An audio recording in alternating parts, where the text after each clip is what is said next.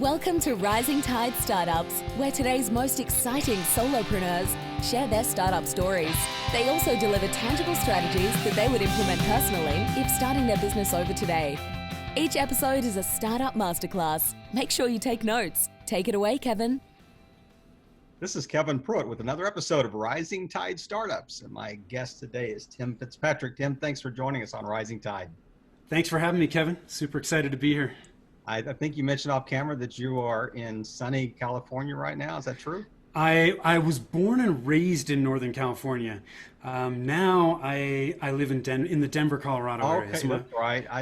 my wife and I moved right. here in 2008. You kind of threw me off the scent, when we were talking offline. I mean, I'd done my research and threw me off the scent. I thought maybe you'd moved in the interim. Yeah. Share a little bit about Tim with our listeners.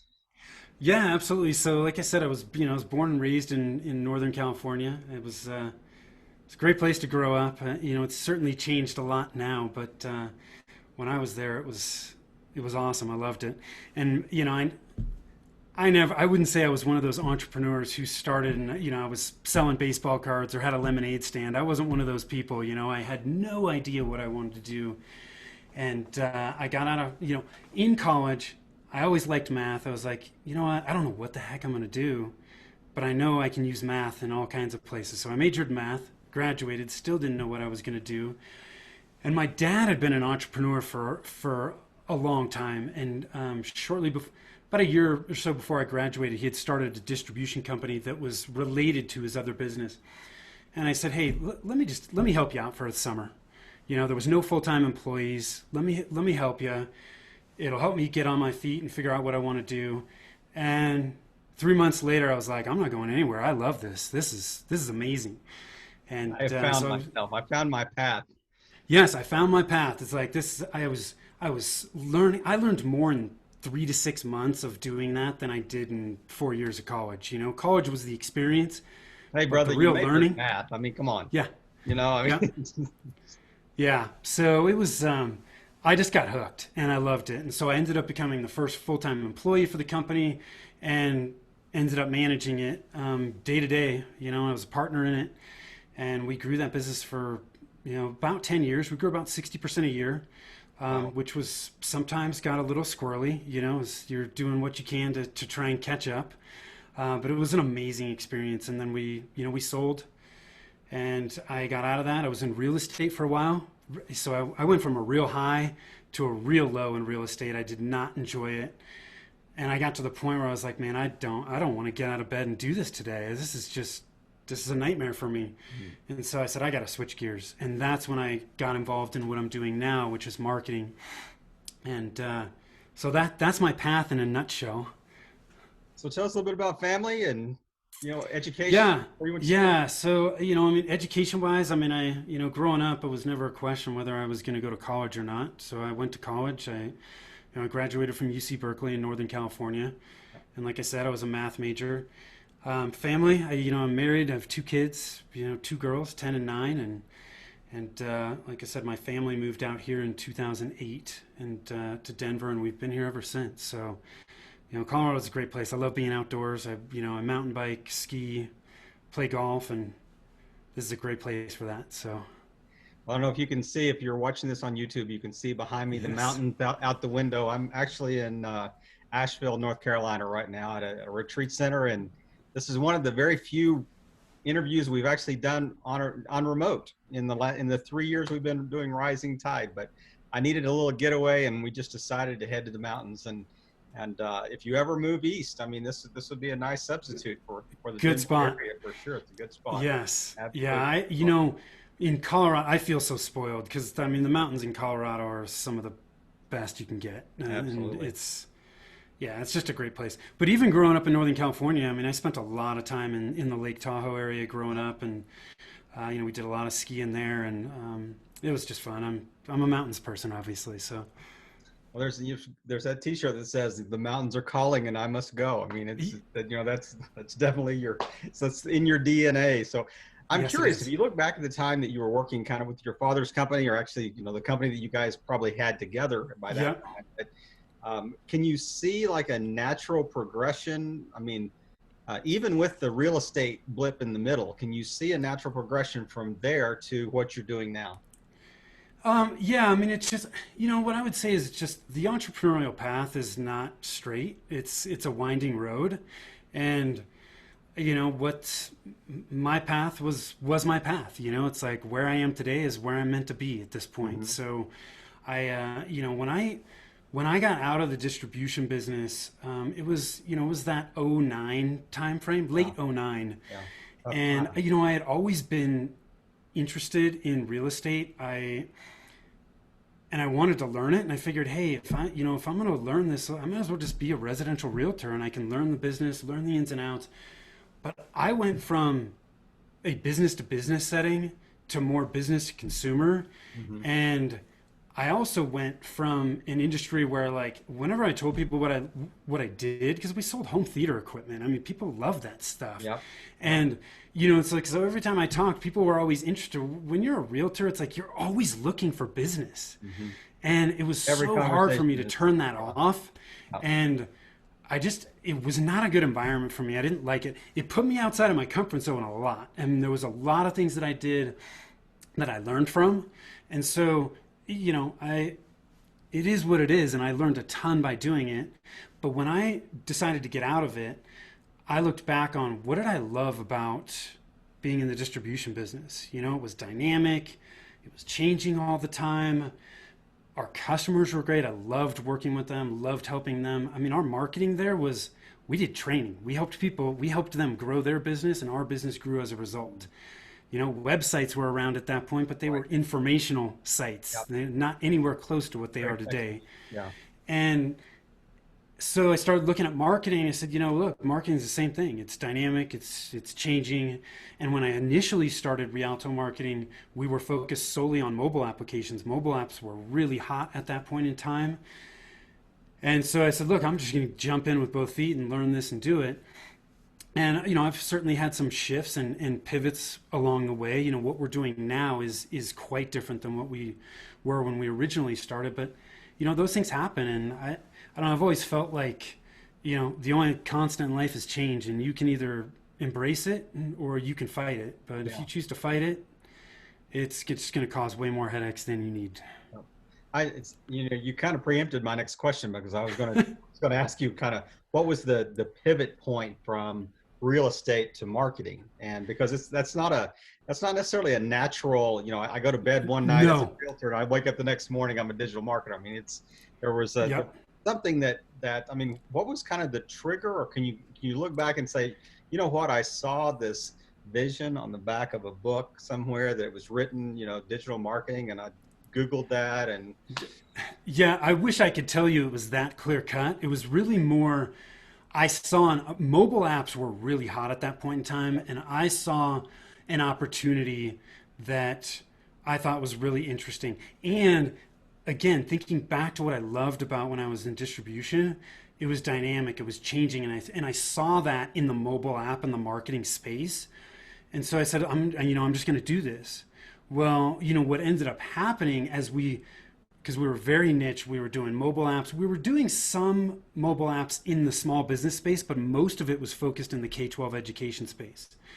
Because as a parent, if I want to get information about a school on my mobile phone, usually it's a disaster. You can't go to their website. There's too much information there. Half the time it doesn't display on a mobile. And so, I'm going to do this. Well, 3 years into that, Apple made some pretty drastic changes in their publishing guidelines that heavily impacted mobile app providers that were in my position. And I said to myself, oh my God, the policies of Apple and Google can really have a huge impact on my business. Yep. I mean, they could literally shut me down. Right. And I said, this is not a good place to be. I need to shift. Right. And at that point, I started thinking about, okay, well, how can I shift? What do I need to do? And that's when I started looking at, look, we need to get more focused, more working with more small businesses, and specifically service-based businesses, because, I was used to that. And I said, we need to have comprehensive services, and we need to build this out so that we can really be that single point of contact for these business owners, because a lot of business owners, I mean, they're wearing multiple hats. They're trying to do all kinds of different things. And in a lot of cases, they're not the best people to be manage their marketing. Yeah. And they end up managing, I've got a website guy here and I got an SEO person here and social media here. And when that happens and they're not sure how to manage those people and they're not sure what those people are supposed to be doing, their marketing efforts become really disjointed and they kind of crumble. They're even could be counterproductive. I mean, those Yes. individuals could be accidentally counterproductive. I mean, Yes. Yeah, it's not intentional. Against each other, but it's like this guy's trying this and this person's trying this, and they're actually warring against each other. So. Yes. So, I just saw an opportunity there to be an outsourced marketing partner for them, be a single point of contact where we're just an extension of what they're doing and, help them grow. Because, the bottom line is whether marketing is your thing or not, you have to have it. If you don't have it, you don't have a business. You can have the best product or service in the world. And if you don't have marketing bringing in leads and new customers, none of it matters. Right. So it's crucial. It's really important.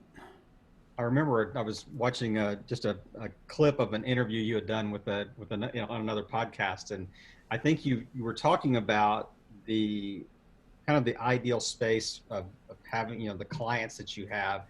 I think the example you gave was if you have like 5 clients that are paying you $10,000 a month, you lose half of those clients.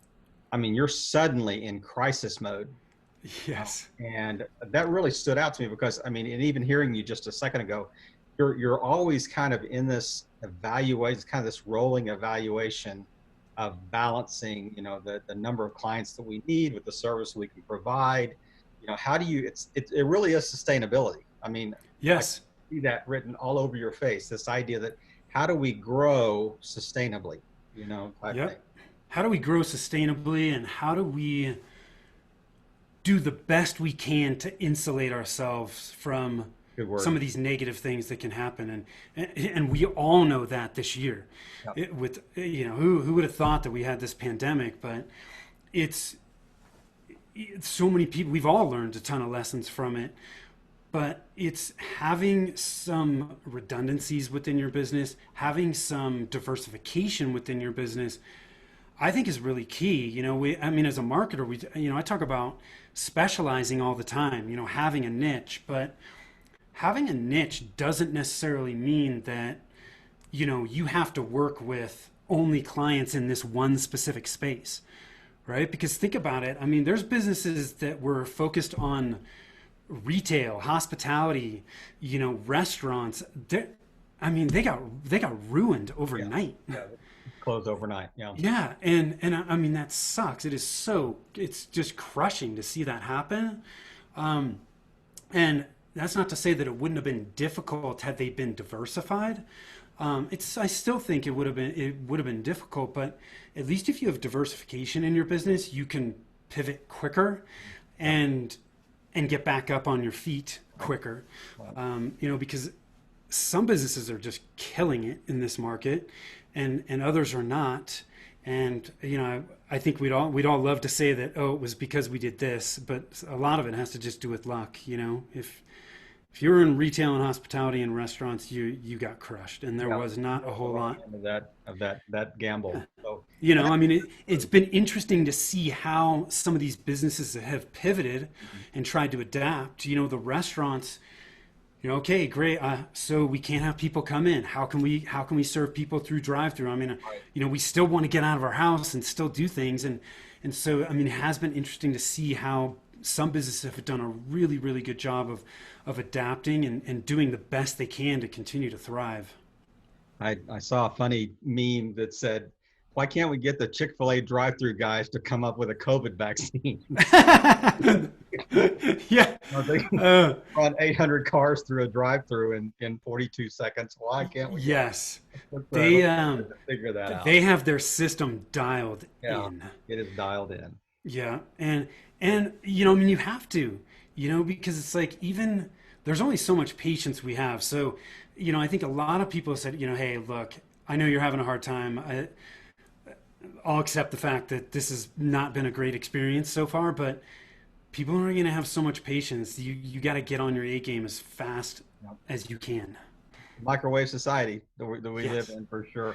So Yes. let's drill down a little bit on Rialto, the team that you have, and then I want to kind of follow that up with, how you've had to pivot this year, or have you had to pivot? Yeah. So, team wise, I mean, Rialto, we're a small company. It's me. I've got 3 full-time contractors that work as part of our team, and they're all remote overseas. So I have a couple people that are in the Philippines. I have another person that's in Croatia, Mhm. and then the rest of our fulfillment is through partners. So when you look at the marketing space, it is far too broad at this point to be great at everything. You just can't. And where I think we really excel is on the strategy and the fundamental side of it, laying the foundation for marketing success. And then we can certainly implement some of the tactical things, website design and social media and content. But a lot of the other services that we offer, we bring in people that we know are great. They're going to do great work for our clients and get good results.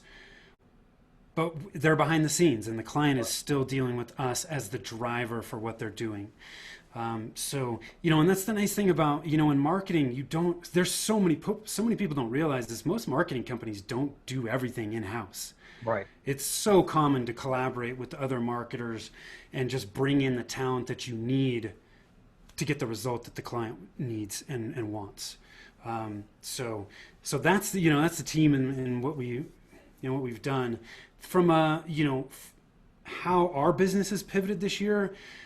We've benefited from some of the stuff that's been happening, because so many people have realized, oh my gosh, my online presence is critical to my business, especially now. It was important before this whole pandemic, but it has really brought it to the forefront for so many businesses that I've got to invest in my online presence. And so we have benefited from that. But what I will tell you is, we had to pivot, because a lot of shouldn't say a lot, some of our leads were being brought in through speaking. I'm an expert-based business. I've got to build credibility. And I was doing in-person speaking. Well, that shut off overnight. So we've had to move some of that stuff online. We doubled down on content. So we're producing way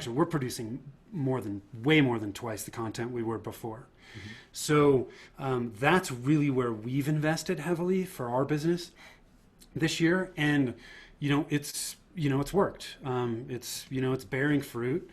But marketing, there are some things you can do to generate immediate leads, but a lot of the things we do from a marketing standpoint take time. It's an investment. Right. Especially if you got a company spending $5,000 a month, $10,000 a month. Yeah. I mean, that doesn't happen over an email that you just fire out to somebody, dear occupant, dear sir, I got your name from LinkedIn, Yes. This is the service we provide. So you do have to build that relationship, but I do like the way that you have kind of, not that you necessarily shifted, but you've kind of reacted to the necessity of businesses wanting to, really increase their online presence, or seeing the need that they have to do that.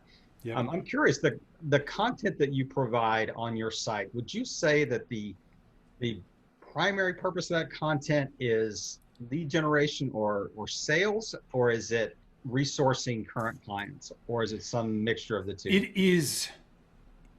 is all about, for us, it's all about establishing credibility, Right. and adding value to our target market. When I was in the distribution business, we did the same thing. It was all value added. Mm-hmm. Let's train you. We're a resource here to help you. Yep. And our business grew naturally from that. So I'm very educational based and focused with what we do. I just feel like, look, all the information we need to be successful is online. There are some people that will take that information and they can just run with it and implement it. And then there's a lot of people who read that and go, okay, I understand it, but I still need help. Whether it's from a coaching standpoint or from this is not the highest and best use of my time. I need somebody to do it for me. There's always going to be a certain percentage of people that need that. So I would just always taken the approach, look, we're just going to give away this stuff for free. It's fine. And a certain percentage of these people are going to go, I appreciate that. And I agree with what you're doing. I need you to do it for me. Right. Or I need you to show me how to do it. Exactly. And keep me accountable. So it's more just to add value to our target market, but then it helps with SEO. It helps build credibility so that, because look, I mean, there's a lot of marketing companies out there that will tell you to do something, and then you look at their own online presence and they're not doing any of the stuff that they tell you to do. Yeah. So I've always felt like, look, if I'm going to tell you to do this, I got to walk the walk, So I got email marketing in place. We're doing content. We're on social. So all these things that we're recommending, we've actually used in our own business. And frankly, it makes it a lot easier for us to be able to say, hey, look, this is why you need to do it, because we've done the same thing. Your business is no different than ours. Right. So that, that's kind of how we've approached it. I really like that. The whole idea that says, we're actually selling you a service that we actually implement in our own business. You're here because we did the things to get you here that we're telling you to do to get someone else. So yeah, well, I mean, I'd rather test on my business than a client's. Now having said that, marketing is all about testing, anyways. We can take frameworks and models that we know have worked in the past, but there's always little nuances for each business, and things are always changing. So you've got to always be on your toes and evaluating, hey, what's going on with our plan? What are the metrics that we're tracking telling us what's working, what's not, and constantly making those slight shifts and course corrections to just optimize as best you can. Do you have a favorite social platform that you use? I don't like any of them. We use them. So I have favorite for any of them. Yeah. Have you, and you're asking me this when I just got done watching The Social Dilemma on Netflix. Have you watched that? Yes. Okay. We could talk about that for a long time, but, I've never been a huge social media person other than using it for my business. So personally, I don't spend a lot of time on social media. But I meant within the business. Yes, for my business, my two favorites are LinkedIn and Facebook. Mm-hmm. I just, we sell B2B. If you are in the B2B space, I think LinkedIn is invaluable. There's so much going on there. And, the people you can connect with there, I mean, you start to think about, my God, what do we do before this? Mm-hmm. It's amazing. The information you have at your fingertips is crazy. And Facebook, everybody, I shouldn't say everybody, but most people are on Facebook. Mm-hmm. So even if you're in the B2B space, your clients are still there. So those are my two favorites. I think that as I've listened to you talk about, kind of what you do and how this was birthed, I mean, I'm trying to get a sense of maybe what's the ideal space or what's the sweet spot, in the B2B market that you really, the niche that you fill. And it seems like it would almost be like a small business that is not large enough to have their own marketing department, but yet they are large enough to spend substantial amounts of money on marketing, or at least an adequate amount of money on marketing. They're not saying we have $100 a month marketing budget and that's all we're getting. So you're pretty perceptive there, Kevin, because I think you're really close. So our ideal clients, they fall into service-based businesses. So coaches and consultants, professional service providers, and home service businesses. So contractors. Right. Those are our three ideal client types. From a marketing spend standpoint, we really have a couple different pools. One is those people that are looking for that outsourced partner. They're spending $2,000, $3,000, $4,000, $5,000 a month, sometimes more. But then you also have, the smaller companies that aren't investing a ton in their marketing. Maybe they're spending less than $500 a month. We still have those types of clients as well. And Honestly, my thought process on that really comes from my experience in the distribution business. Because, and you mentioned this early on where you heard me talk about this in another interview. If I have, 5 clients or 10 clients that are spending $5,000 a month with me and nothing else, I'm vulnerable. Right. I don't want to be there. Right. I want to work with clients like that because they'll drive volume. But if I have that one basket of larger clients and then another basket that has a lot more clients in it, but not as much revenue, it's still driving a consistent base of revenue that insulates us from some of these larger clients. And it also is a pool of potential clients that as their business grows, they become larger. Mm-hmm. When I was in the distribution business, some of our best customers started out doing nothing. And a lot of people write people off like that, and you never know where people are going to go. Right. Most people look at it, oh my gosh, they only did $10,000 worth of business with us last year. And then 5 years later, they were doing $500,000 or $1 million worth of business when I was in distribution. If we would have treated those people like crap, they never would have gotten there. Or ignored them altogether. Exactly. Yeah. Or ignored them. Yeah. And just said, they're not worth it. Yeah. So, it's a mix, so some marketing companies will have, hey, we only work with people that are in this space. And I get that, and that's totally okay. I've just taken the approach that, I want to do what I can to help people. I mean, certainly you have to have some money because I can't help you for free. Right. Well, I can. You can go look at all the content we produce, and that's going to be helpful. But when you get to a point where you do have some money to invest, there's something that we can do to help you. Yeah. I love the way, but I think, we amateurs tend to look at this as like a static, photo of a snapshot in time, where you're looking at it more. It's a dynamic video. It's saying, my ideal client, I can picture what that looks like, but that may not be them right this moment. If we'll work with them, we can grow them into that ideal space, Yes. thing. Yeah. But if we didn't take them on earlier, then they would have gone past us and been with someone else that did want to, grow with them or walk with them through that process. So. For me, it's really the industries are important. Again, I think we excel more in the service-based space. Mm-hmm. But it's also the psychographics, it's what are their thoughts, feelings, kind of where are they at? What goals do they have? What are their viewpoints on marketing? How do they feel about marketing? If they don't view marketing as an investment, something they need to do consistently, if they're impatient, that's not going to be a good client for us. They need to view it as an investment and something where they're okay with partnering with somebody to help them through that. If they're in that headspace, they can be good clients for us because they're going to work with us. They're going to partner with us. I can't do this in a box. I have a fair amount of business experience and I can learn quickly. But it's your business. You know it best. Go back to when you were in the kind of the home audio, yes, setup where you're saying, a lot of what we did was education. We were educating our clients and training and that type of thing. The same thing is true now. When you talk to a client, it really is an education process to move from the viewpoint of marketing as an expense to marketing as an investment.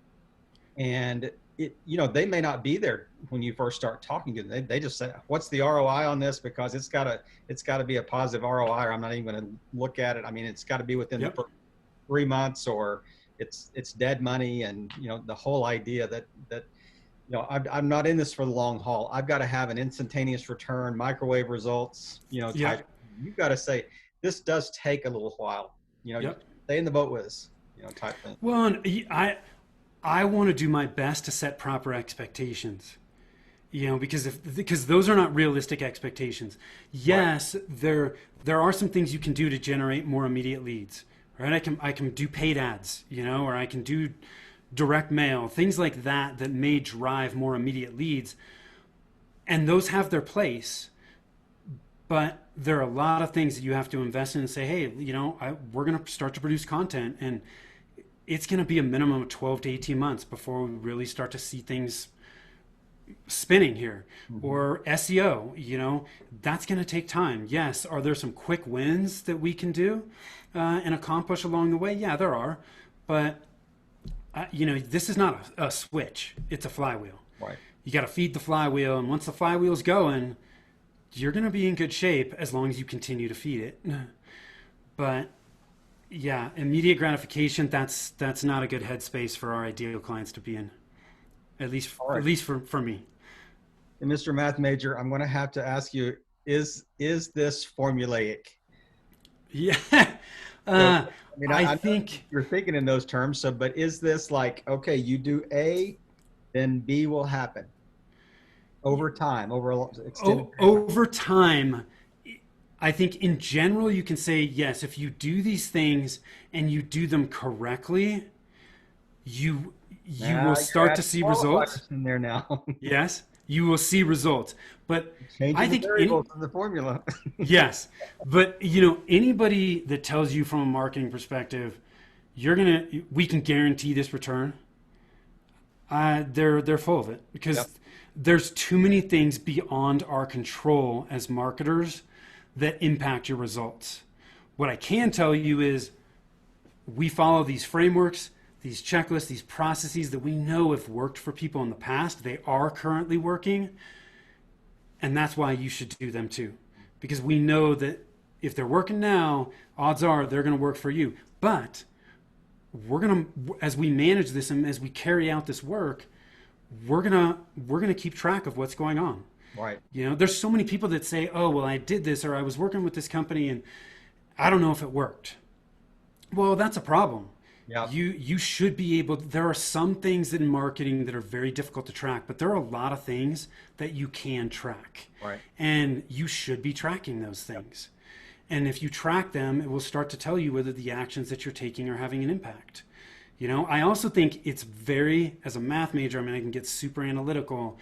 There are so many metrics with marketing that they're just vanity metrics. They don't mean anything. Yeah. Oh, great. You have 10,000 visitors coming to your site.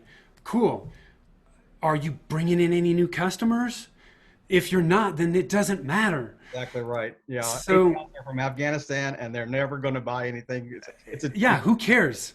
So, I was talking to a potential client a while back that had a podcast, and they were doing fairly well. They were in that, 1,000 to 1,500 downloads a day range for a podcast, which for a lot of small business podcasts, that's pretty decent. It's not a million, it's not an upper echelon podcast, but it's enough traffic where they should be generating business from it. They weren't generating any business from it, and they've been doing it for like 2 years. Mm-hmm. And with those kind of numbers, they should be generating leads, and they're not. Yeah. And so, that's where we looked at, it and said, well, hey, I can already see why you're not generating leads from this. There was some messaging issues. There was no call to action. Mm-hmm. If you don't have tell people what you want them to do, they're never going to take the action. Yep. So, with some little tweaks, I think they're going to start to see some much better results from that. But, at the end of the day, what matters from a metric standpoint with your marketing, how many leads are you generating? Mm-hmm. How many of those leads are you then converting to customers? Right. Because then you can work your way backwards and go, okay, if we want to get, 10 new customers, we now know based on our numbers that we need to generate X amount of leads. Yeah. That's how you can start to make your business a whole lot more scalable. When did you start Rialto? It was like late, it was 2013-ish. Okay. It was early 2013, I think. So you've been, you have a kind of a run. So you have a track record that you can kind of go back and show case studies that say, over a 3-year period of time or over a 5-year period of time or whatever, these are the results that we got. So it's not like everything's talking future speak. You're saying we intend to see these results. So as yes, and you have that. And the other thing too is, I belong to a consultant network. Mm-hmm. One of the things when I shifted, I joined a consultant network, the Duct Tape Marketing Consultant Network, because I knew that I could leverage the expertise through that network. So it's not just me. A lot of the businesses in that consultant network are doing very similar things. So, we have a track record, not with just our clients, but all our whole network, and a lot of the stuff that, from a fundamental standpoint, one of the fundamentals is messaging. I didn't create the messaging framework we use. It's from a company called StoryBrand. There's thousands of businesses that have used it.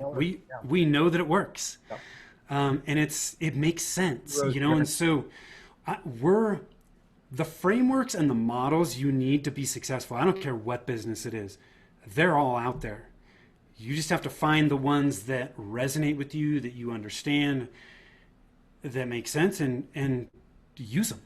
And don't plagiarize. Yeah, and don't plagiarize, right? Yeah, I mean, look, you can make those, you can make them your own. Right. I the other thing I say too all the time is there's really not a whole lot of new ideas out there. It's just people repackaging them and communicating them in a way that it made the most sense to them. Mm-hmm. Because I may say something to somebody and it doesn't make a whole lot of sense, and somebody else, we're both talking about the same thing, but they've changed the language a little bit or tweaked it a little bit, and it makes sense to that person, and that's all that it is. So it's we're just taking things that we know work and make a lot of sense to us. Like we focus on the fundamentals of marketing first because they lay the foundation, and then we build from there. But a lot of the tools we use, we didn't create. I just found people that were already using tools that worked and found a way to implement them in our business. Well, I have, systematically drawn out kind of a micro seminar from you in the last 30 minutes of how small business can really do marketing well. And we touched on a number of things. I mean, even your journey talked about, messaging and the importance of SEO and the importance of staying the course and the importance of educating your customers and the idea of looking at your customers in a dynamic fashion instead of in a static fashion, and just a number of other things that we've touched on. But as we're wrapping up today, I really want you to kind of look back over the time, say from 2013, 2014 to now. Mm-hmm. What are some just one or two really key lessons as a founder, as a CEO, as a boss, that man, I wish I would have known those. What I know now, I wish I would have known in 2014. It would have made life much easier. Kind of agnostic, business agnostic or industry agnostic. But what's one or two just key takeaways for our listeners? Sure, I've got two. One is focus on the next measurable step. I think as business owners, it is so easy to get overwhelmed with all the things that we want to do. We look at the lofty goals that we want to reach, and we start to list all the things that we need to do to get there. It can be completely overwhelming.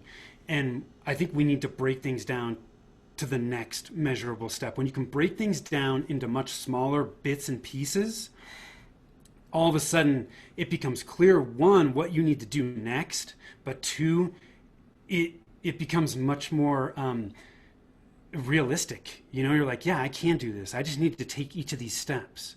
So that's one. Two, what I would say is from a marketing standpoint, do not skip the fundamentals. The fundamentals to me are who's your target market, what's your messaging to that target market, and what's your plan? What's your plan to get that message in front of the right people? You have to have those three things in place to have long-term marketing success. Right. And as I said early on, without marketing, you don't have a business. So, and I struggle with that. I mean, I was a marketer and I didn't start honing in on these fundamentals until probably 3.5, 4 years ago. And I wish somebody would have told me that in the beginning. You will save so much more time and so much more money if you hone in on the fundamentals first and then get tactical. Get your website, go on Facebook, start producing videos. But until you have the fundamentals in place, you're just going to spin your wheels. But you may look pretty doing that, but yes, the results will not be there. So yeah, they won't. You're gonna spend a lot of time and money, and you're going to wonder why things aren't happening.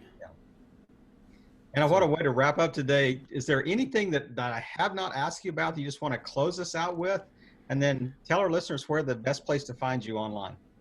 Yeah, the best place to find me online is at our website, which is rialtomarketing.com. So that's RIALTO marketing.com. We also put together a page just for your listeners. There's some of the fundamental stuff that I just mentioned. There's some resources there that's totally free. That's at I'll shoot you the link on that, and you can put it in the show notes. Yeah, that's the best place to go. And then from there, we produce all kinds of content. We've got our social links there. We got a podcast we do weekly. So that's the best place to start.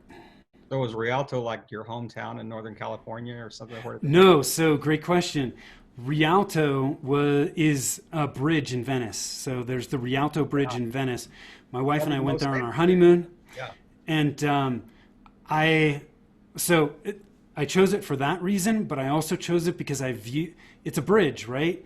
That's exactly what marketing is. It's a bridge that helps you get from where you are to where you want to be. So that's how it came up.